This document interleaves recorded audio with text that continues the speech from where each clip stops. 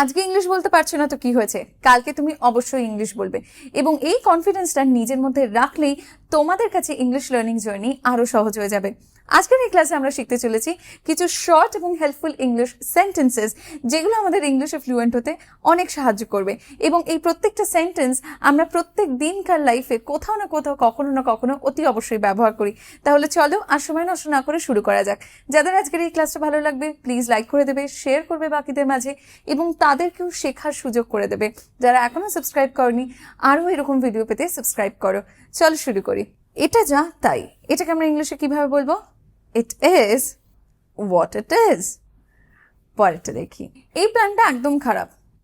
This is such a bad idea or this is such a bad plan.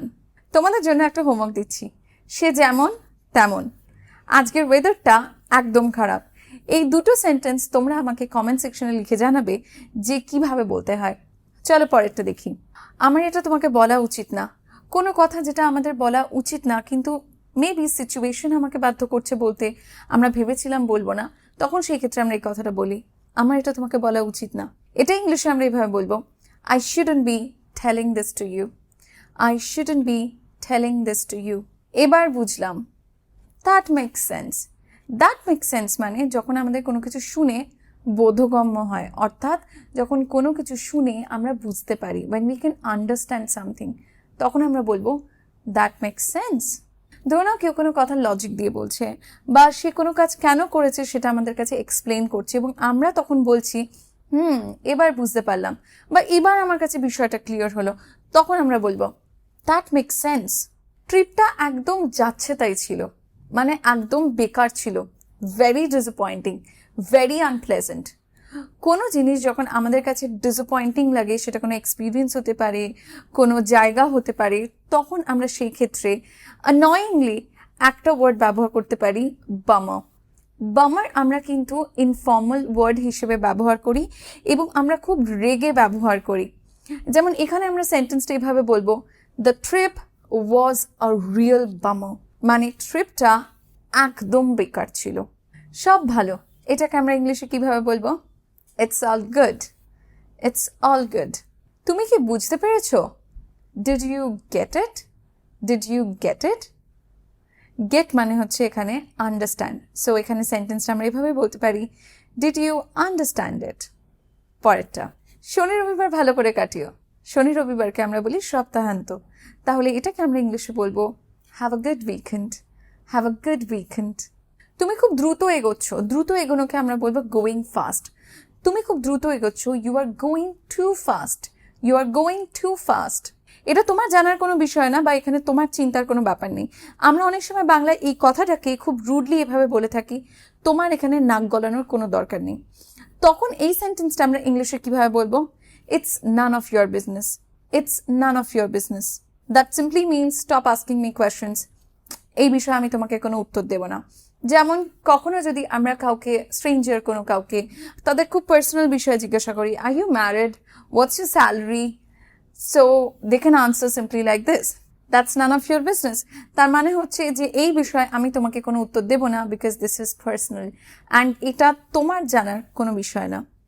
ওকে, পরেরটা দেখি। এমন আওয়াজ করা বন্ধ করো। এমন কোনো আওয়াজ যেটা আমাদের ডিস্টার্ব করছে, আমাদের কাছে আনওয়ান্টেড লাগছে, তখন আমরা সেটার জন্য নয়েজ ব্যবহার করবো, রাইট? সো এখানে হবে stop making such a noise. Stop making such a noise. কিসের জন্য তোমার মন পরিবর্তন হলো? মন পরিবর্তন অর্থাৎ যখন আমরা আগে কোনো ডিসিশন নিয়েছিলাম এবং হঠাৎ করে পরে ভাবলাম যে না ঠিক আছে, আমরা অন্যটাই করি। So that is when we are changing our mind, right? আমাদের মন পরিবর্তন করলাম আমরা, মানে যেরকম আগে কোথাও ভেবেছিলাম যাবো না, বাট এখন ভাবছি ঠিক আছে যাওয়া যাক। এখানে সেন্টেন্সটা আমরা কিভাবে বলবো? What made you change your mind? What made you change your mind? ভালো হবে তুমি যদি মনে রাখো। আমরা যখন কাউকে উপদেশ দিচ্ছি যে ভালো হবে তুমি যদি এটা করো, যেমন ভালো হবে তুমি যদি একজন ডাক্তার দেখাও, ভালো হবে তুমি যদি মনে রাখো, ভালো হবে যদি তুমি এই বিষয়ে নাক না গলাও, এই ধরনের সেন্টেন্সগুলোয় আমরা কি করছি? উপদেশ দিচ্ছি, কাউকে অ্যাডভাইস দিচ্ছি। তখন আমরা যে টার্মটা ব্যবহার করব ইংলিশে সেটা হলো ইউড বেটার। তাহলে এইখানে আমরা সেন্টেন্সটা এইভাবে বলবো, ইউড বেটার রিমেম্বার। পরেরটা যেমন বলেছিলাম যে ভালো হয় যদি তুমি একজন ডাক্তারকে দেখাও, ইউড বেটার সি আ ডক্টর। পরের সেন্টেন্সটা তোমরা আমাকে বলবে। ভালো হয় যদি তুমি এই বিষয়ে নাক না গলাও। Let me know that in the comment section. পরেরটা দেখো কিছুটা এরকমই। ভালো হবে যদি আমি আমার কাজে ফিরে যাই। অর্থাৎ ধরো কোনো একটা জায়গায় রয়েছি এবং সেই জায়গাটা আমার পোষাচ্ছে না এবং আমার মনে হচ্ছে আমি আমার কাজেই ভালো ছিলাম। সো আমরা তখন এরকমভাবেই কথাটা বলি, ভালো হবে আমি যদি আমার কাজে ফিরে যাই। I'd better get back to my work. I'd better get back to my work. আমি খুব শীঘ্রই ফিরে আসবো। I'll be back shortly. I'll be back shortly. এটা একটা নিছক প্রতারণা। নিছকের জন্য আমরা যে ইংলিশ ওয়ার্ডটা ব্যবহার করি সেটা হলো শিওর, এবং আমরা প্রতারণার জন্য চিটিং বলতে পারি, ফ্রড বলতে পারি বা হামবাগ বলতে পারি। তো এখানে আমরা সেন্টেন্সটা এভাবে বলবো, it's a sure হামবাগ। It's a sure হামবাগ। আমি এখানে থাকতে পছন্দ করি, মানে আমার এখানে থাকতে ভালো লাগে। I like being here. I like being here. That means I like to stay here. পরেরটা, এটা 1 মিনিটের মধ্যে শেষ হয়ে যাবে। শেষ হওয়ার জন্য আমরা বলতে পারি ওভার।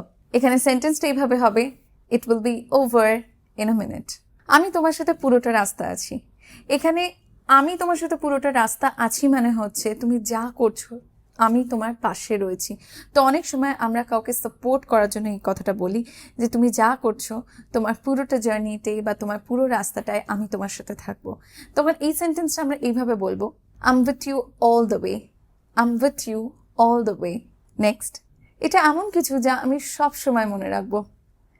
এটা এমন কিছু, এটার ইংলিশ হবে ইটস সামথিং।